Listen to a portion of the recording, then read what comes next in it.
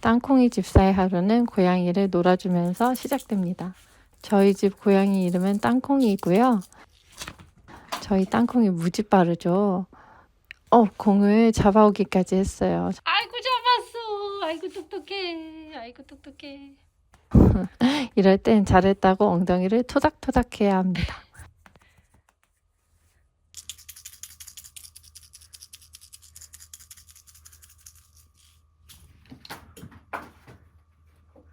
몇 차례 더 놀아주고 창문을 열어봤는데 오늘은 눈이 내리네요. 밖은 온통 하얀 세상입니다. 오늘은 가족들이랑 눈 구경을 하고 카페에 가서 일을 할 생각이에요. 생각만 해도 신나는 계획입니다. 월미공원에는 한옥과 돌담이 있어서 눈 오는 날만의 정취가 있거든요. 그래서 공원으로 향합니다. 누가 오전부터 부지런하게 눈사람도 만들어놨네요. MG샷으로도 한번 벌어보며 월미공원을 즐깁니다. 월미공원에서 이모랑 삼촌이랑 아빠랑 엄마를 만나기 위해 좀 기다리고 있어요. 사람 구경도 하고 눈과 가을 낙엽이 같이 있는 굉장히 이상하고도 아름다운 풍경을 구경하면서 기다립니다. 눈오리 구경도 해봅니다. 엄마, 이모, 삼촌, 아빠를 만났습니다. 짜당! 한옥이라 옛날 놀이가 있더라고요. 오징어 게임에 나올 법한 딱지치기 같은 것들.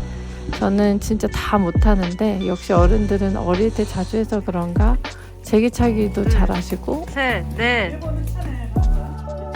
오재미로 묘기도 부리시고 비석치기도 던지면 다 맞는 능력자들이 많았어요. 야, 백발백중이네. 마지막으로 엄마가 가져온 유자차를 마시며 눈놀이는 끝이 났습니다. 따뜻한 만둣국을 먹고 다 드셔? 만두 드셔? 어른들이랑 헤어지고 드디어 유튜브 기획과 편집을 하러 카페에 왔습니다. 오늘 너무 하루 종일 노는 것만 보셨죠? 그래도 이 카페에 와서 한 4시간은 집중해서 기획도 하고 편집도 했답니다.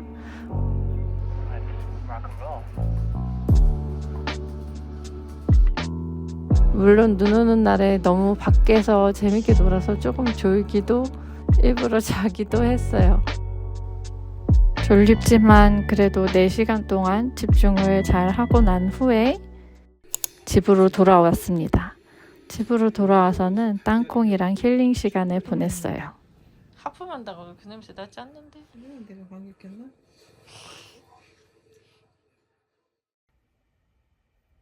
제가 빌린 미루는 습관에 대한 책도 조금 읽고 잤어요. 책 이야기는 조금 후에 알려드릴게요.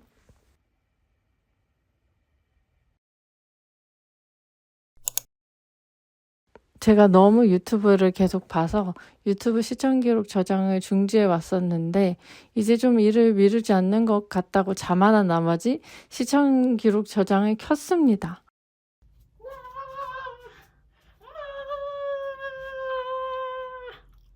그 결과 잠도 늦게 자고 오전에도 내내 유튜브만 보다가 끝났어요.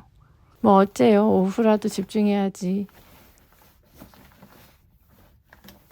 집에서 하면 누워서 유튜브 볼 게 뻔하기에 옷 입고 나왔습니다. 가는 날이 장날이라고 작업하려던 청년센터가 문을 닫았습니다.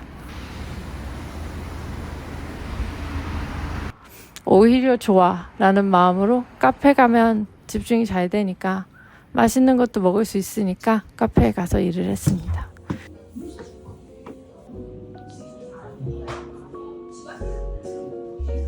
유튜브 시청 기록 저장도 바로 중지해뒀습니다. 유튜브 내가 내 시간을 빼앗아 가는 걸 용서하지 않겠다. 저는 커피를 못 마셔서 음료는 차를 시켰습니다. 오늘의 작업 세팅 완료. 자리에 앉아서 오늘의 할 일을 적습니다. 오늘은 유튜브 기획을 마치고 유튜브 편집을 하고 아빠를 돕는 게 있는데 그것도 마치는 걸로. 한번 어제 하던 거를 마저 기획을 해볼게요. 근데 저는 새삼 느끼지만 기획이 제일 좋아요. 마음이 제일 편합니다. 기획을 한 다음에 유튜브 편집을 하고 싶었는데 아빠의 돕는 게 급해 그것만 먼저 하다 보니 시간이 벌써 다 갔습니다. 아빠 일만 돕다가 끝난 게 살짝 아쉽지만 그래도 1시에 나와서 5시까지 총 4시간이나 집중했으니 잘하지 않았나요? 역시 나와야 일을 잘해요. 집중하면 음료 마시는 것도 잘 까먹어요. 그래서 이거를 와라락 마시고 정리하고 카페를 나옵니다.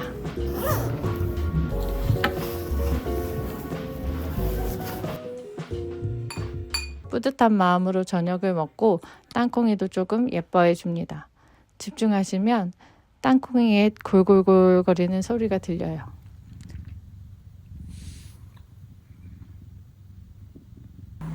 오늘은 알바를 가며 마무리.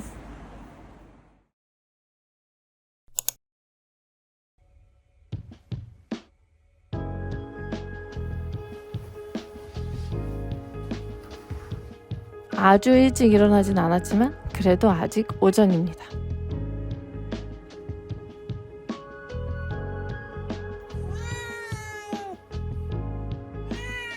땅콩! 나가려고 옷 입는 절 방해하는 땅콩이를 제치고 어제 가려고 했던 청년센터에 왔어요. 어제 나는 왜 미루게 되었는지 알아보려 책을 한번 읽어봤어요.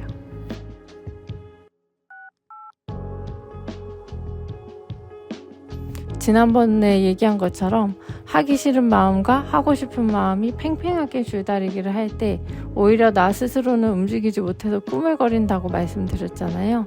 그래서 그 서로 두 마음이 싸우는 이유에 대해서 알아봐야 한다고요. 저자는 꾸물거리는 발단이 되는 5가지의 개인 특성이 있고 이를 이해하고 원인을 파악해야 꾸물거리는 습관에서 벗어날 수 있다고 말했어요. 그 특성은 비현실적인 낙관주의, 자기 비난, 현실 저항, 완벽 추구, 자극 추구 이렇게 5가지입니다. 비현실적인 낙관주의는 조금 밝게 현실을 바라보는 특성이 있는데요. 저도 여기에 해당됩니다. 저는 일이 얼마나 걸릴지 잘 파악하지 못하는 편이에요. 5일을 걸릴 것도 아마 이틀이면 끝낼 수 있지 않을까 하고 생각하는 편이거든요. 이런 사람들은 꾸물거리면 잃는 게 있다는 걸 객관적으로 따져보는 게 꾸물거리는 걸 막는 데 도움이 된다고 합니다. 마치 오늘 꾸물거리면 이 과제는 제 시간에 내지 못할 거야 라고 생각하는 것처럼 말이에요. 그리고 이런 사람들은 보통 추측성 말투인 아마도 어쩌면 이런 말을 자주 쓴다고 합니다. 때문에 반대로 확실한 말투로 지시적인 혼잣말을 해야 한다고 합니다.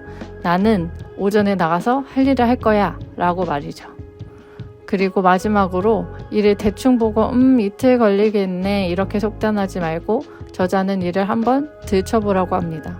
실제로 일을 들춰보면 이게 생각보다 오래 걸릴 일이라는 걸 알게 된다고요. 사실 비현실적인 낙관주의는 긍정성이라는 좋은 무기를 갖고 있는 성격입니다.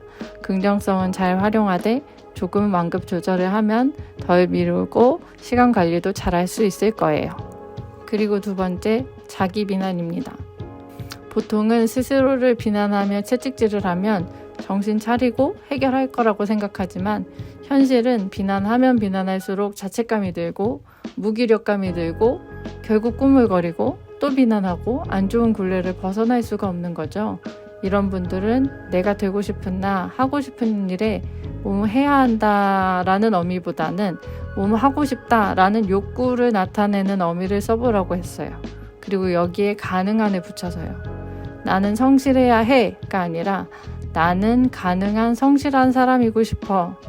마치 모든 상황에서 내가 성실할 게 아니라 웬만하면 성실하게 살고 싶어 라고 선언하는 것처럼 말이죠. 어떤 날은 성실하기 힘든 날도 있으니까요. 다음 3번째 유형은 현실 저항 유형입니다. 이 상황이 일을 하기 싫은 상황이면 꾸물거리는 유형이에요. 싫은 상사가 일을 시켰거나 아니면 할 기분이 아닐 때 점점 꾸물거리는 사람을 뜻해요. 하기 싫은 마음을 저자는 원초화라고 말하는데 이 원초화를 닥달하면 닥달할수록 도움이 되지 않는다고 해요. 그래서 잘 달래고 스스로 원하는 게 뭔지 알아보라고 했어요. 예를 들어서 싫은 상사가 시킨 일이 하기 싫을 때 왜 그런지 스스로 되물어보는 거예요. 물론 그 사람도 싫겠지만은 사실은 그 상사가 비효율적이게 일을 시켜서일 수도 있어요. 그러면 그 시킨 일을 내가 할 수 있는 선에서 효율적으로 해보는데 집중을 해보는 거예요. 자신이 할 수 있는 거에 집중을 하고 거기에서 자율성을 발동시키는 게 포인트라고 합니다. 그리고 하기 싫다는 생각으로 인한 부정적인 감정을 인지하고 인정하고 전환하는 연습을 해야 풍선처럼 그 부정적인 감정이 빵 터지는 걸 막을 수 있습니다. 비효율적인 일을 내가 싫어하고 짜증내는구나를 인정하고 효율적인 거를 좋아하는 사람이구나를 알게 되는 거죠. 특히 글 쓰는 연습을 통해서 솔직하게 적어보는 게 좋아요. 네 번째 유형은 완벽주의입니다. 남들 눈에 혹은 내 눈에 수행한 일이 완벽해야 하는 사람인데 보통은 남들 눈에 완벽하게 바라는 사람이 더 일을 착수하는 데 어려움을 겪는다고 해요. 이 경우는 현재 능력과 기대 사이에 간극을 줄여야 한다고 합니다. 이건 저도 참 어려워하는 부분 같아요. 두 번째로 일을 할 때 문제가 생기지 않게끔 막는 방향의 일이 편한지 아니면 현재 상황을 좋게 만드는 일이 편한지를 알고 성향에 맞는 전략을 사용해 보라고 합니다. 저는 후자에 더 가까우니 상황을 더 좋게 만드는 일을 택해서 하면 좋겠죠? 그리고 남의 기준에 계속 맞추는 편이라면 스스로 고생했다고 토닥여 주세요. 남의 기준에 맞추는 게 사실 그 기준이 어디 있는지도 모르는데 거기에 맞추려면 얼마나 완벽하려고 노력을 하겠어요. 그랬으니 정말 고생했다고 스스로를 토닥여주고 자기 비난 성향과 마찬가지로 뭐뭐 해야 한다가 아니라 뭐뭐 하고 싶다. 욕구의 화법으로 말하면 조금 더 낫다고 합니다. 완벽주의를 해결할 수는 없지만 이런 방식으로 스스로를 치유하거나 더 편하게 하면 더 좋을 것 같아요. 마지막으로 자극추구 유형은 재미없는 일은 자꾸만 미루고 싶어하는 유형이에요.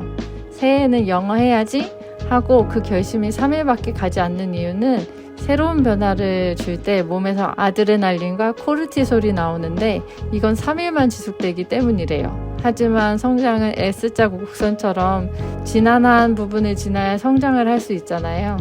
이렇게 자극 추구를 하는 사람들은 이 S자 곡선으로 성장한다는 걸 꼭 인지해야 해요. 이런 유형이 재미없는 일을 할 때마다 이루고 싶은 내 모습, 해야 하는 이유를 계속 되새기는 것도 좋고요.